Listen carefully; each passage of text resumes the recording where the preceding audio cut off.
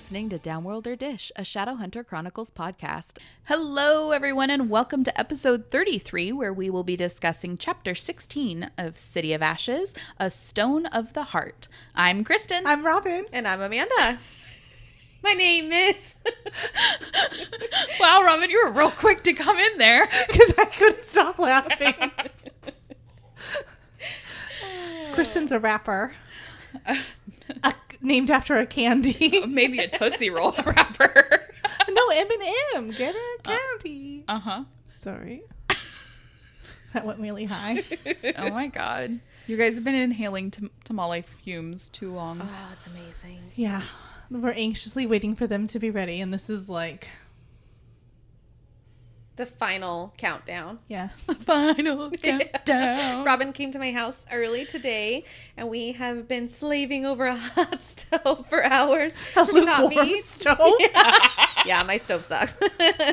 She's teaching me the art of tamales. It's been great. They're going to be delicious. Very nice. I'm excited for you guys. Me too. I wish you could eat them, but Me too. we were okay. not thinking about you. I'm very sorry. You don't have to think What about would you me. use? Like Crisco Shortening. instead? You don't even Okay. have to put it in there. It's just Okay. optional. Interesting. I'm not a big fan of tamales anyways. Okay. Get out of here, dude. I Get know. It's crazy. out of town. Cut I it know. out. You could have put some of the salsa on your cafe yum bowl, though. Oh, I could have. Mm-hmm. Yeah. It's good. She even made the salsa. It's amazing. I'm so excited. I know. I need you to teach me how to mix salsa because I just never make it as good as you. Not while you're over here. Yeah, exactly. And that's why I told her. I was like, this is probably why mine didn't turn out as good because my stove's not hot enough. We had to put them under the broiler. Oh, Which I don't like to do that. right. It's not my jam. Yeah, it's not as good. There's less control. Control. Robin's Janet Jackson over here. Awesome. I took some pictures of Robin, so I'll have Yep. to post them. What's going to get up in your Insta feed? Your feed? Insta feed? Gram feed? Instant gram feed. Stop staring at me. My kid keeps calling me a boomer, so here we are. That is the funniest shit I've ever heard, dude. So, okay, I got a soda out of the fridge. Because we buy the little small bottles of Coca-Cola. She might be right. And I was lazy when I put them in there, so I didn't take them off of the plastic ring. Okay. So she pulled it off, and I was afraid that it was going to be all shook up, so I hit the side of it. She's like, boomers do that. And I was like what? Like, not want to get soda sprayed on you? She's like, this lady I watched on YouTube, she said that boomers do that. Are you a boomer? It's because you're a boomer. I was like, dude, I'm not a boomer. Boomer. You're about 40 years off. I was like, I'm a millennial. That is the one time you're going to hear me say that proudly. Like, I'm offended. And she's like, okay, boomer. You're like, I'm an elder millennial. Right. Oh, the respectful kind. I think we're mid-millennials, dude. Yeah, we are. We're Are mid. we? Oh, okay. Jason's right at the cusp of Gen X and millennial. So Remember, I had that podcast other idea. Yes. What? The Millennial Mom A podcast. mid-millennial mom. Mid-millennial moms. I love it. MMM. Right? I love that. If we ever get our lives together and can do Seriously. another podcast. When my kid's just a little bit older and they can just all play, it'd be good. Yeah. At least with that, we wouldn't have to really write scripts. No. We could just, It would be an Yes. hour of this. Give me a crap. cup of coffee and let me go. it would be basically what we talk about before the show. Yeah. It's like the pre-show. All that complaining we do beforehand. This is great. Yes. Right? The football. The football. Damn it, Robin. Oh, good times, good times. Awesome. All right. I think that Miss Amanda has something special to read. I have something to say. I volunteers tribute. Okay, so I have a question, first of all. I'm going to read an amazing review. But it cuts off the title. And is there a way for me to see the title more? I have no idea. Or I don't either. So I'm sorry, Keeks226, that I can't read your whole title because I'm a boomer. So this review is a podcast, is titled Absolutely Hilarious and Amazing. And it is by Keeks226. As I stated, they say, this person says, Take out the No, pronoun. absolutely not. Y'all, which I love. This podcast... Jeez Louise! Get it together, Amanda. We have like 4 hours of this, okay? All right. Y'all, this podcast is amazing. I can't with these women. They are so funny to listen to and work so well together. I myself am a licensed nerd, TM. Yes. I love it. And the way they talk about these books to each other and start wheezing when they say stupid shit. I am right along with them. You ladies are great. Keep up the good work. The wheezing is 110% Kristen. Yeah, it really is. I can't help it. Every once in a while, there's a snort in there, like in the background. That's me. Yeah. And the man does the dog pitch sound. Yeah, I'm not real high pitch. That's me. Anyway, I'm sorry I butchered that, but thank you so much for taking the time. We love these reviews. Thank you so much. That made me, when Robin screenshotted that and sent that to us, I laughed so hard. Me too. Yeah. I wheezed. Just call me Wheezy.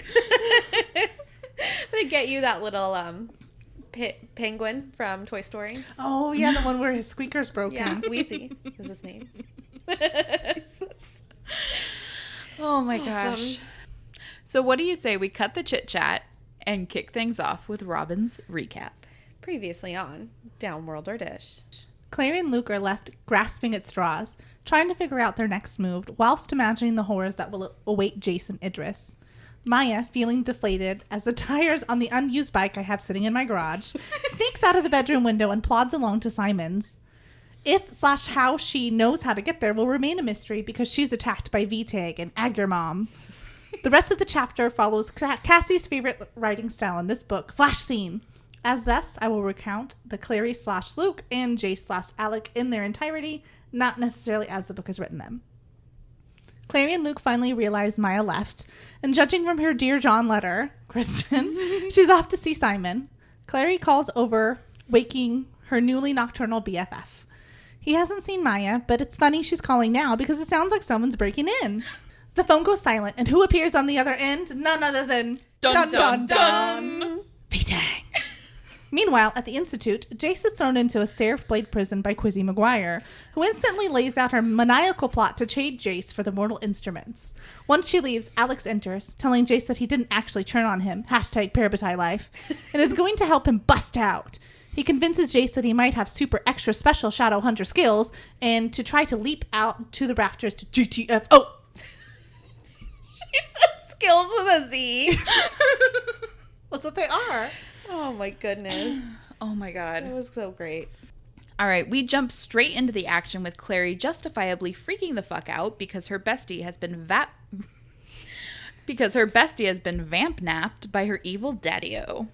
Clary launches herself out of the cab as Luke brings the truck to a screeching halt in front of Simon's house and proceeds to hysterically beat down the front door.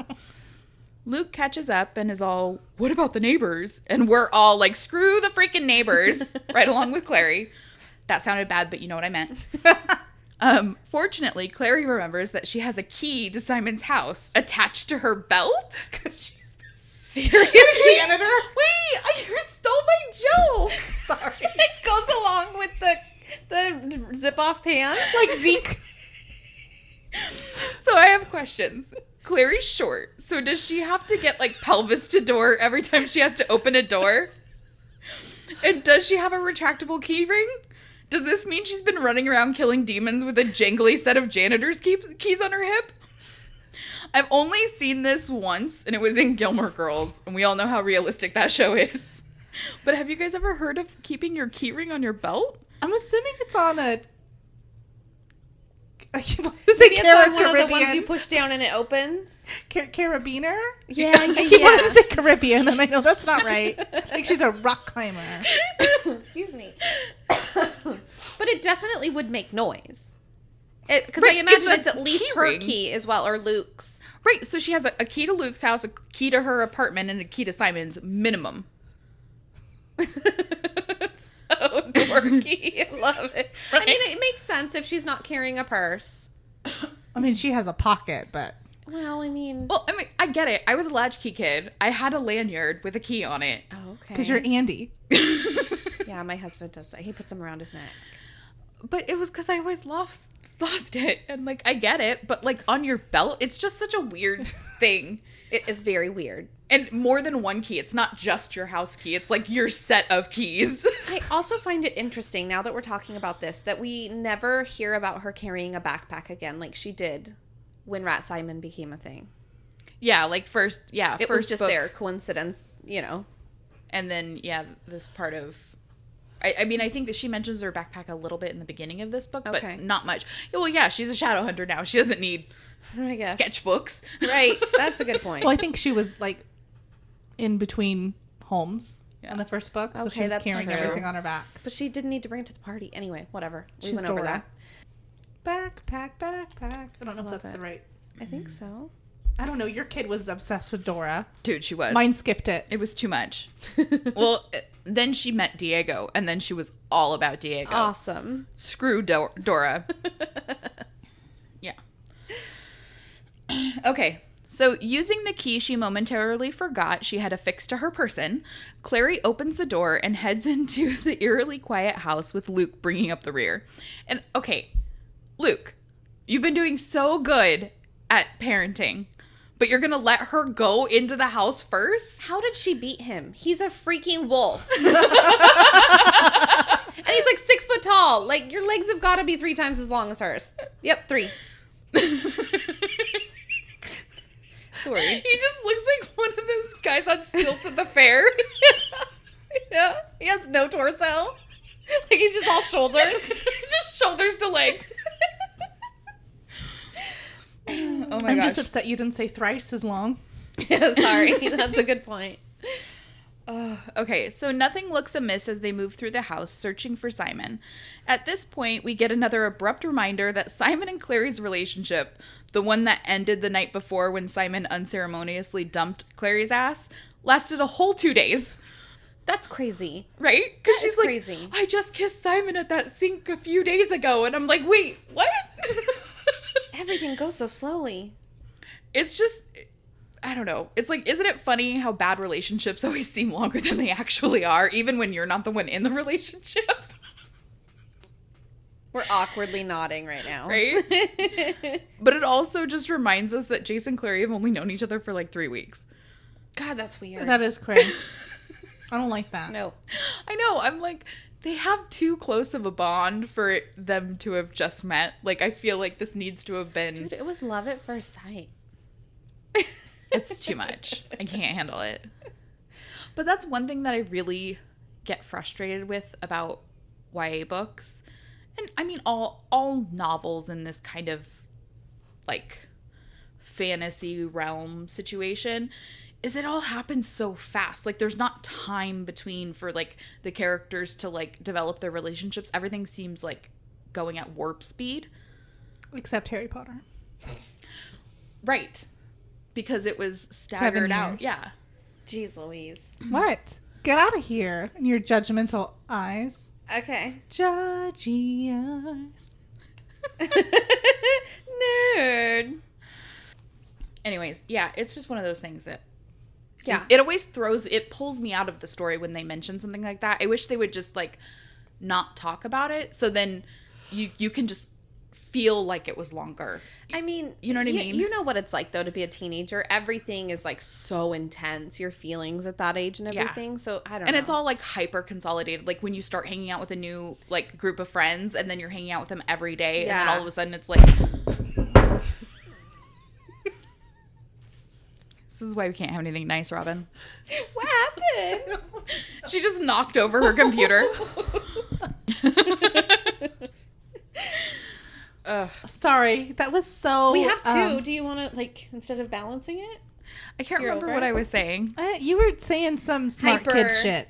You used the word Into hyper. it. Yeah, and get out of here. With Their your... feelings are intensely strong. No, like when you start hanging out with a new group of friends and then you're hanging out with them all the time and then all of a sudden it's like they're your whole world and you've only been hanging out with them for like 2 weeks, but like you're spending so much time with them. Mm-hmm. So I understand. And obviously Jason Clary's like mutual, Like mutual trauma. Yeah. And like, you know, the things that they've been through, like battles and all of that, it automatically makes you closer than like someone you went and saw a movie with. They both really needed that too. So it's on top of it. It's like they were just dying for something. Yeah, they're a relationship definitely like this. fulfilling a Filling a void. Yes, in each other's lives. Their hurts. Okay, so anyways, Luke and Clary reach Simon's room, and Yossarian, Simon's fluffy white cat that honestly sounds super duper cute, kitty dive bombs Luke, scaring the ever-loving shit out of Clary and me. I was definitely ready for a jump scare. So Simon's room looks just as normal as the rest of the house, even though Clary was on the phone with him while he was Tetrising his furniture in front of his own bedroom door. Yeah. So Luke guesses V-Tang used magic to clean it up, and Clary notices Simon's phone on the floor. The antenna snapped off. No way. Oh my god, I can't. The horror. I don't know if I ever had a phone with an antenna. I did. I don't know. I can't remember. I think my first 2 phones had antennas. Yeah, I had an antenna. My mom's first cell phone, which was a couple years before I had one. It was prepaid. My first one was prepaid. It was like a T-Mobile prepaid. Great. And then I got my LG flip phone, which is, I think, exactly what Simon and Clary have. Awesome. This is great. So a text message draft, I guess, is visible on the broken phone. And it's a message from V-Tang. Now I have them all. And I'm like, okay, hold on. Are you Ash Ketchum? What? Like Pokemon? Me or V-Tang? Gotta catch them all. Yes. He did. He caught them all. Why is he texting a message on like... Why He was like leaving a message, like, but he's a boomer and he didn't know how to send it to Clary. Listen, it you was a have broken magic. phone. Right. To clean up the entire house. Write it on blood in the wall, dude. Right. Do something else besides Be an creative. unsent message in Simon's phone. It is weird that she even thought to look at his phone. Right. Let's use our imagination, V-Tang. Yeah. This is really disappointing Come on, of bro. you. Oh my gosh. So Clary and Luke, well, mostly Luke, decodes the message to mean that Valentine has not only Simon, but 15-year-old Maya as well, and thus has everything he needs to complete the conversion. Quick sidebar here. Luke makes this point when he's explaining the situation with Clary, and I'm gonna quote it from the book.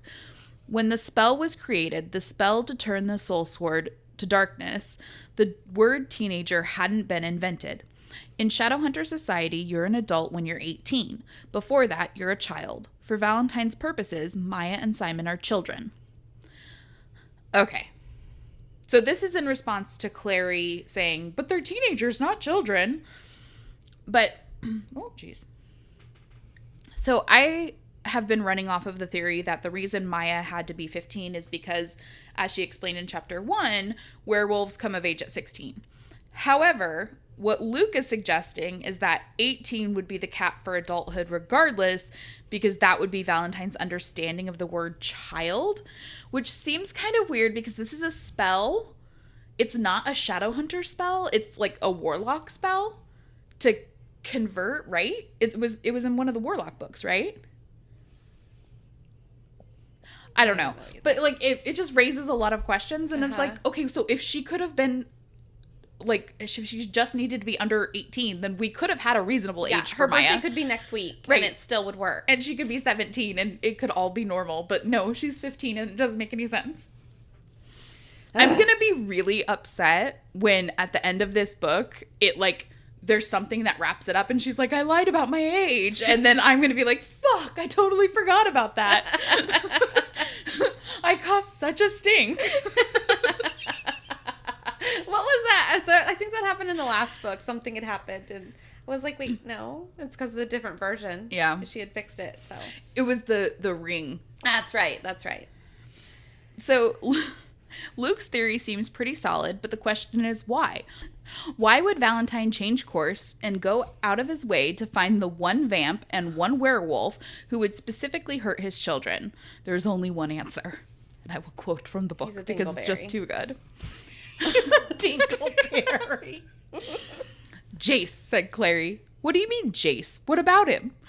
I think it's Jace he's trying to get back at. Jace must have done something last night on the boat, something that really pissed Valentine off. Pissed him off enough to abandon whatever plan he had before and make a new one. Luke looked baffled. What makes you think that Valentine's change of plans had anything to do with your brother? Because, Clary said with grim certainty, only Jace can piss somebody off that much.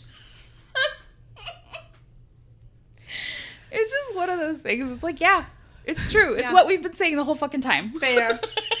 Listen, Luke knows what's going on between Clary and Jace. I think that's why he keeps reminding them that they're brother and sister. Okay, that's a good point. I was going to ask why would he keep doing that, but that makes sense. Yeah. I think he's trying to discourage it without having to directly confront it. Right. What's that? Your brother? Okay, cool. Got it. All right. You mean you're both father? Yeah. Not just Jace's dad? Your dad too? Over at the Institute, Alec is conspicuously beating on Isabel's door, but she and Max have unanimously decided to disown their older brother. After some begging and a few threats, Isabel relents and tells Max to let Alec in. In true oldest sibling style, Alec sees that Isabel is sitting in an open window and freaks the hell out. Izzy, still mad, lassos Alec's legs. Lassos Alex. Fuck, why can't I say that? His eggs. His eggs. Got it. So just around his balls. His huevos. His huevos. Okay. Izzy, still mad, lassos Alex's legs with her whip a la Wonder Woman and continues to grill him about his blatant treason. We're in Alex's point of view at the moment, and I really like that we get to see his internal process a bit. I like he can't help but argue with it. Why do I keep saying Lizzie? Lizzo. Like, he can't help but argue with Izzy, even though the argument is completely irrelevant because his betrayal was an act. Like, it's in him. He has to just argue with her. And that's so true. Like, of being, especially being like an older sibling, you can't help it. So Alec finally has had enough, and he cuts through Izzy's whip. And so, like, is that ruined now? Does she have to get a new one? It's like her special weapon. He's just going to ask Magnus again. Fix this, bro. Maggie pie. Yep. I guess. Look what I messed up. So, deciding that they've suffered enough, Jace steps into the room and is like, "What up, bitches? Let's party." And so he just, like, was standing out in the open, in the hall, just waiting. for this dramatic entrance. Could you imagine them planning this? Okay, so here's what we're going to do. I'm Okay, going first. And then we're going to be like, guess what? I messed up. Surprise! I'm just going to stand out here where anyone can see me. It's like to make this joke. Right. At the risk of getting caught. This is going to be funny. This is going to be hilarious. So dumb. So Izzy helps Jace bandage up his wrists since the rune-made injuries, since they are rune-made injuries and a regular Uratzi won't work. They need Izzy's phone to obviously text Clary. Whatever. But she left it in the kitchen and Max offers to go get it, but not before this gem. And I shall quote from the book. "What do you need the phone for, Alec?" "We just need it," Alec said impatiently. "Izzy, if you're texting Magnus to say, 'I think you are cool,' cool spelled Kewl, I'm gonna kill you." "Who's Magnus?" Max inquired. "He's a warlock," said Alec. "A sexy, sexy warlock," Isabel told Max, ignoring Alec's look of total fury. That's my favorite. And, like, Max goes on to say, like, "Aren't warlocks bad?" Which kind of hurts my heart a little bit. Yeah. It does. Because he's, like, what, 9? Mm-hmm. And, like, that's just how he's been brought up, is that, like, Downworlders are bad, and it's just, like, sad. It is sad. I don't like that. Yeah. Which is why I left it out. But then I still talked about it, so it doesn't really matter. Boo. Boo you, Lightwoods. All right, do we want to stop and check on the tamales? Yep. Pause for tamales, and go.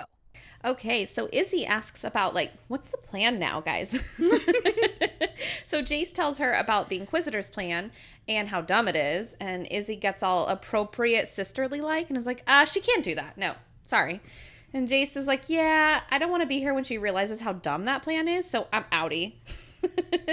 Izzy asks how Jace was able to jump so high out of the electric jail cell, and he's not really sure what to tell her. He kind of ignores her at first, and then he's just like, I'm not telling you because I don't know. So he points out that the Sealy Queen must have been right about him having powers or something, and my nerd button is ringing right now. Like, I don't know. Power? Like, I don't know. Don't like that. Sorry. I like how you spelled Sealy. You wanted to spell it like the mattress. Yeah. So Max gets back with the phone, and Izzy calls Clary. She likes me better, she says, but I don't know. It seems like she'd want to hear from Jace.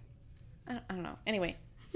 Only to find out the deets about the Valentine vamp wolf napping Simon and Maya.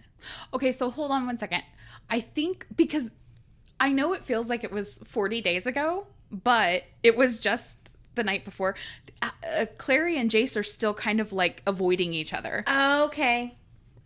Right? Because that was just last night that they were at Luke's. The night before and then in the morning. Right. Yeah. That's a good point. Okay. Thank you. The night before and then the morning. So Jace grabs the phone from Izzy's hand and tells Clary to come to the Institute, and then demands that Alec and Magnus... nope. Pulling a Kristen. That's not what happened. So then he demands that Alec call Magnus and yet again use up their free boyfriend services. He tells the Lightwood gang that they need to stick around to deal with the Inquisitor. When she realizes that her deal with V-Tang won't work, they will need to convince her to send backup. Yeah. Sorry, I'm scrolling down. So Jace is using his new powers and goes out the window, and then he's just gone. And Alec is like looking around. You can't see him anywhere. It's crazy. He now vanishes. So we go to Simon's POV, and he wakes up to the sound of water and pain in his left hand. And the pain is from the sunlight that was creeping in through the window, which is just crazy. His fingers are red with blisters. It's just insane that the light can do that to a vampire. That's just a weird thing. Crazy. So he took in his surroundings and realized that Maya was tied up to a pipe across the room. And as soon as she saw him, she starts bursting into tears, telling him that she thought he was dead, to which he responds, "I am dead." I have written here, "Hardy har har." I think that's good. So he ends up trying to console her, but realizes he's also tied up, which is weird because he's tied up at the ankle. I don't know. I'm pretty sure she's tied up at her wrists. I think that's weird. So Maya confirms that the man that took them is Valentine, and she starts asking a million questions about V-Tang, and Simon's basically just like, all I know is that he's Jason, that Clary's father. So And that Clary. And that Clary, yep. So Maya points out that his voice sounded like Jace. And I want to know if you guys think this is a real thing. Do people sound like their parents? Well, so the question you asked in the doc was, or what you said is, I don't think people inherit voices, and I agree. I don't think they inherit voices. Yeah. I think it's a more nurture versus nature thing. Okay. Like, if you grow up with somebody, you kind of take on their mannerisms. And that's a good point. So his tone and stuff was probably more like Jace. Yeah. Okay. Because someone's like, I know I don't sound like my mom. No, but if you start hanging out with Robin a lot more, then you pick up on, and you start saying the same things. That's and like, true. Or we finish each other's sentences. Sandwiches. Oh, I love sandwiches. So Maya goes on to ask Simon if he experienced seeing dead people when V-Tang came for him. He did not. How unnerving is that for her? Like, no. That's a you thing, Maya. So she tells him about when she came to the boat, she was still conscious, so she was able to see that they were on a boat, and she also saw demons everywhere. She explains to him that there were big ones and little ones and flying ones, and this just reminds me of The Lion King. Big ones, small ones, some as big as your head. I sang that as I was reading it, by the way. Anyway. So she says that the demons do whatever Valentine tells them to do. And Simon's like, but Valentine hates demons. We all keep going back to the same thing. Yeah. So there's something fishy going on here. And Maya tries to figure out why Valentine would go to all this trouble for just 2 Downworlders. And Simon knows, but he can't bring himself to tell Maya. He's like, she's already been through enough. We'll get there. She doesn't need to know she's going to die. Yeah. So, she's cold. Maya's cold. So Simon tosses her his jacket. And this is where I discovered that he's tied at the ankle, because I thought it was very weird. This must just be the reason that he's tied at the ankles, so he can give her his jacket. I don't know. I think that's a little weird. Anyway, because he was so that he would be able to take his jacket off. I mean, anyway. Oh yeah, I didn't even. Yeah. Unless he just had it like a cloak. Yeah. Like just loose sleeve up there. I'm like, that's awful convenient. He's able to take his jacket off. So Simon, she's worried that he's going to get cold too. And he's like, nah, I don't feel cold anymore. I don't need this jacket. I'm dead. Yeah. So Maya fills this time with her story about why she doesn't like vampires that caused her reaction to his vampism. So she was in a park with other person/wolves, and they ran into some vamps drinking from bags of blood, which must happen often because Magnus and Alec knew where to get the blood, right? So I'm assuming these are good vamps that don't want to kill someone. I think they can't kill someone because it's against the law. Okay. Interesting. How are they supposed to survive? Animal blood just? Yeah, or buying bottled blood, yeah. Okay.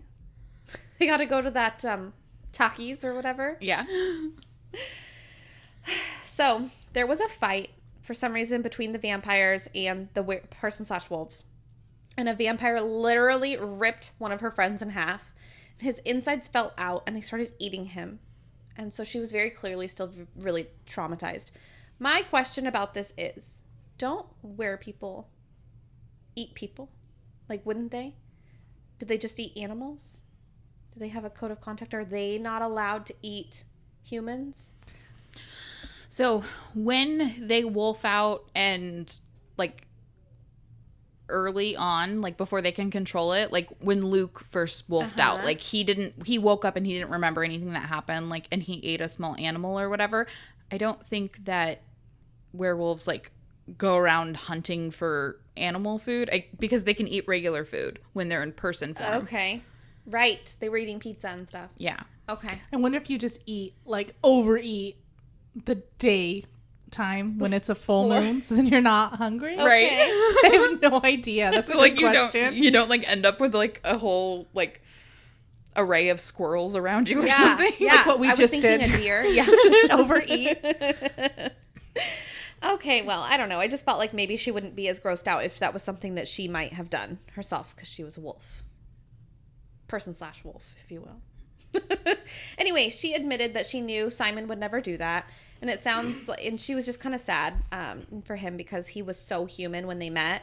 And it reminded her of herself before she was turned, which is just sad. And the two share a moment about trying to convince themselves that they're still human in ways that it really matters. It's sad. It's bringing it back down to real life. Like, this is our new normal, you know. Simon can't go in the freaking sun. It's crazy. I would think that the sun creeping in the room at all would be bad for him, though. Mm-hmm. Like, just having sunlight in the room, not even if he's directly in it. So I'm surprised he can even be in there. Yeah, so I guess it's direct sunlight that is the problem. Interesting. I don't know. What's going to happen? Tell me, Robin. Clary and Luke are parked a block away from the Institute waiting for Jace. And Clary takes a good long look at Luke and realizes that he is worn out. Gray stubble, dark circles, and he looks genuinely worried. And she has a moment where she's like, oh, no wonder my mom hid this life from me. Wish I could run away from it right now. And can we just kind of like golf clap for Clary? Okay, this is my little notes. I'm glad she's finally starting to be able to put herself in her mom's shoes. For sure. That being said, obviously, she's a little more worried than I think a normal 15, 16-year-old Shadowhunter going into a regular battle would be. She doesn't have training to fall back on like she would have if she grew up like immersed in the shadow world. However, she's gearing up to take on Valentine. Undesirable number 1. An outlaw. On a steel boat he rides. Wanted. Dead or alive. Who is also hers and the person she is wholeheartedly in love with's manipulative father. No amount of training could take the edge off of that. Even Jace, who's like super extra Shadowhunter-y, he doesn't like fucking with this guy either. So, I don't know. Because I got excited. I was like, yes, Clary, imagine that like you're Jocelyn. But I was like, no, you know what? If Jocelyn hadn't done that, she would be more prepared. The conversation we had about Jocelyn. I know, but then at the same time, like, even if she was like Alec, Alec still isn't ready to face V-Tang. V-Tang. No, but he's more confident. Right. Anyway, I was Natalie and Brulia when I was writing that.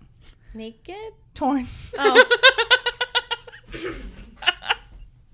I was just like laying naked on the floor. Typing this in my bathroom. Sorry. Anyways, Luke points out, hey guys, there's a figure on the roof. And Clary squints at the truck window, and between the turrets, gargoyles and angel statues. And she can see movement in blonde hair. Oh my god, Stace. Oh my god. So this bitch bolts out of the truck and starts running up to the Institute. Really, Frey? Keep your cool, girl. Although I can't say that I probably wouldn't be doing the same thing, so I don't know. I would feel like he would have a plan. Like, I wouldn't need to rush out. It's Jace. Like, he knows what he's doing. Stay put in the fucking car. Anyway, she gets closer. She realizes that Jace is going to jump, and she screams, like, again. That's not very cloak and dagger of you, Clary. And as he lands, cat-like on his feet in front of her, she's flabbergasted, to say the least, stumbling on and asking him, how the heck did you just do that? And she looks back at Clary and realizes that he's staring past them at the guards that are making their way to them because she screamed. Okay, so like the way that she described Luke with like his hands behind his head, I'm just like picturing him being like, "What the fuck are you guys doing?" That's what we're all doing right now. You clustered this.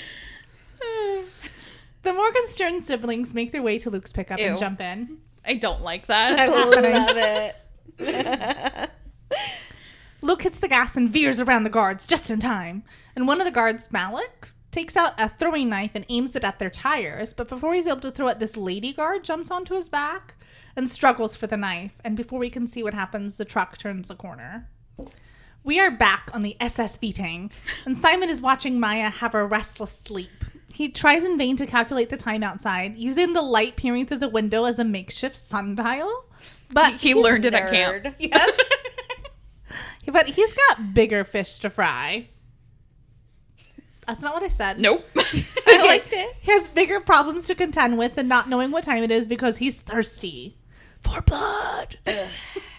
And he thinks longingly about the supply that he has waiting for him back home, and it makes his veins burn. This is like when you're at work and you know you have really good leftovers at home and you're like waiting to get home to eat them. I was thinking I get to go to sushi. And then you get home and you find out your kid ate them. Dude, what the hell? Why? She likes eating other people's leftovers? Yes, she does.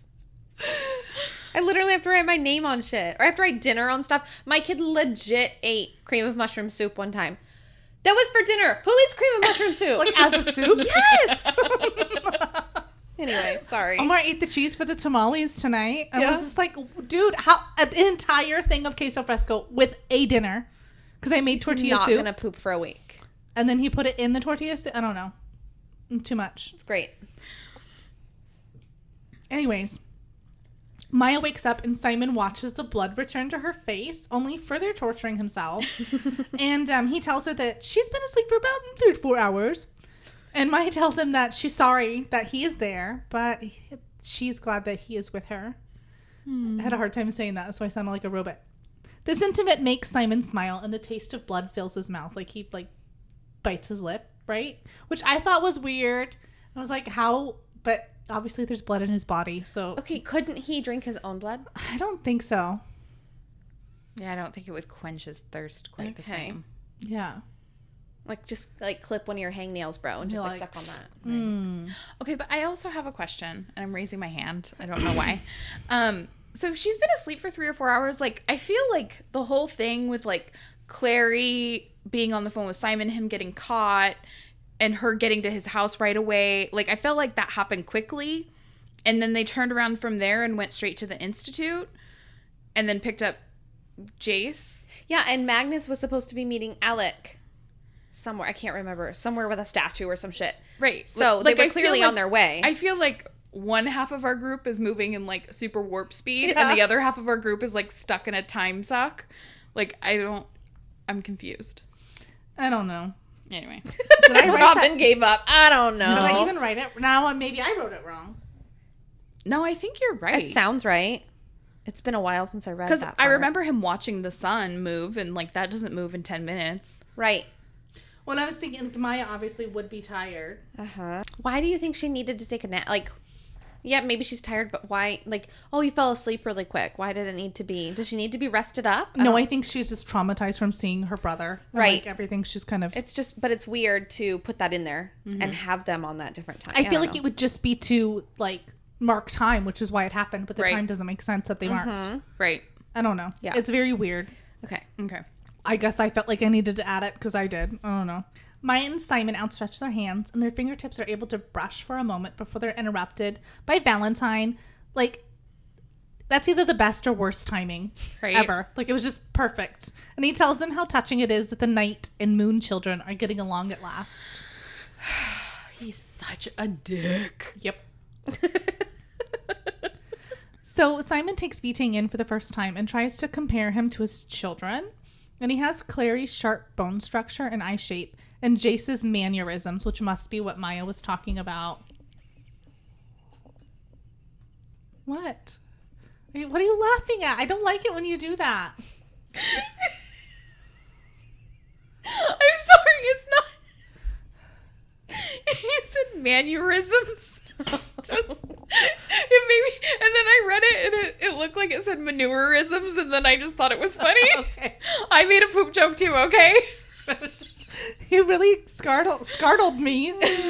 Anyway, this must be what Maya is talking about when she says that he sounded like Jace. If this dude acts like Jace, that must be tying that in with y'all. Yeah. So he's a big fucking dude with a thick frame. Baby's got back. Baby's got shoulders, I guess. Girl, you huge. You chunky. Anyway, he doesn't look like either of his kids in his body shape. Right. Okay, but like when you envision Valentine, how do you envision him? Because like every time they mention Valentine, they always make a point to mention that he's a large, imposing man. In my head, I always have to like self-correct and make him have broader shoulders because he just doesn't really. I imagine him as thin. Yeah. I imagine him with like Magnus's frame. See, but like really tall. I don't imagine him that thin. I mean, I imagine him being tall and like medium build, but like the way that they say it he's is like fucking Paul Bunyan. Right. Like he's like beefy. Where's the beef? On V-Tang. On V-Tang. His shoulders, apparently. Because he's thick. And juicy. Okay, anyway, no. So Robert Lightwood, I envision him as being like barrel-chested, like a bigger, fatter dude. Okay. Me too. Whereas Valentine is like muscular. Because like Valentine would not abide by having like too much of a BMI. Like, there's no way. He's way too disciplined. I imagine that, I just, in my head, imagine that none of the showers, Shadowhunters would be overweight or anything because they're constantly training. Yeah. But I imagine, I don't know why, maybe they talk about it, Robert Lightwood, like, always in a suit. I don't know. Maybe that's just my brain. I don't remember.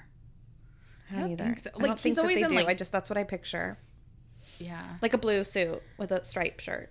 I don't know. I don't think he's like super fat or anything. Just like stocky. Yeah, stocky. Okay. Mm-hmm.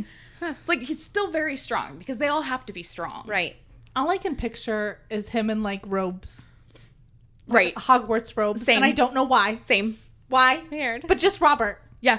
Not any of the other people. No. Okay. Specifically Maris Robert. is always in like a really smart suit for me. Uh-huh. Yeah. I thought a pencil skirt. Yeah. Okay. Yeah. And I don't know why. Just he's the only one. Anyway. Okay. My bad. Sorry, my bad. Sidebar. So Valentine is able to move into the room with cat-like grace despite being weighed down with a shit ton of weapons. And V-Tang tells Simon to get up and keep his back against the wall. He's just like Rambo. Yeah, exactly. He's got like his tactical vest. Yeah. And his cutoff pants. Flashbang. Simon looks over at Maya and he decides that he's going to keep her from harm regardless of the cost. So he starts to poke the bear. And... anyway, I'll say it after. So he tells Valentine that he can see why Clary hates him. V-Tang doesn't really seem to care, which I thought was also like, Simon, that was lame. She doesn't even like you. I can see why Clary doesn't like you. But Simon still asks, quote, Valentine doesn't really seem to care, but he still asks Simon. V-Tang asks Simon, quote, why is that? To which Simon says, because you're obviously a psychotic. A psychotic. That's I was going to say a psychopath, but that's not what it says. And that's so lame. Like, I was just like, boo. Right? Like, you're so much wittier than that. But, I mean, he's probably intimidated and doesn't know. But yeah. Anyway, that was a boo hiss for me. So, now I'm going to pull a Kristen and read a couple excerpts from the book. Because I think this does a really excellent job of leveling the playing field between worst villain, Imogen or V-Tang. Mm-hmm. So, now Valentine smiled. It was a smile that moved no part of his face other than his lips, and those twisted only slightly. Then he brought his fist up. It was clenched. Simon thought for a moment that Valentine was going to swing at him, and he flinched reflexively. But Valentine didn't throw the punch. Instead, he opened his fingers, revealing a shimmering pile of what looked like glitter in the center of his broad palm. Turning toward Maya, he bent his head and blew the powder at her in a grotesque parody of a blown kiss. The powder settled on her like a swarm of shimmering bees. Maya screamed. Gasping and jerking wildly, she thrashed from side to side as if she could twist away from the powder, her voice rising in a sobbing scream. So, V-Tang confirms that this is silver powder, and it's burning Maya. But not for long. She'd stopped twisting and jerking, was subdued to the fetal position, crying quietly, and blood's like running down all the open sores that the powder has caused. And Simon is super TO, dude. I'm so sorry. I was laughing because that is not at all funny. I was just imagining, like, me being stupid. Like, he heated up the powder. That was so dumb. He's got it on the spoon. Yeah, it's hot powder. So he can burn her with it. Freebasing it. You didn't know? Okay, sorry. Okay, so here's the second little bit. I'm not going to blow your eardrums. You bastard, he said, as Valentine idly brushed the last of the powder from his fingers. She's just a girl. She wasn't going to hurt you. She's chained up for... He choked, his throat burning. Valentine laughed. For God's sake, he said, is that what you were going to say? Simon said nothing. Valentine reached over his shoulders and drew the heavy silver sword from its sheath. Light played along its blade like water slipping down a sheer silver wall, like sunlight itself refracted. Simon's eyes stung, and then he turned his face away. The angel blade burns you, just as God's name chokes you, said Valentine, his cool voice sharp as crystal. They say that those who die upon its point will achieve the gates of heaven, in which case, Revenant, I'm doing you a favor. He points the sword at his throat in what I think is a massive cliche and asks if Simon has any last words.